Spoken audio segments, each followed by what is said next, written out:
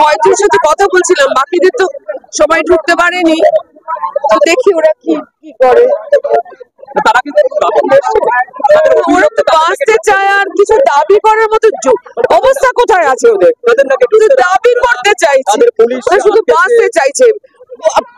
প্রত্যেকটা ঘরে ওই মেয়েদেরকে নিয়ে একদম ওরা বলেছে, সব নোটিশ দিয়েছে, থানা দেখা করো গিয়ে, তাই থানা দেখা করে একদম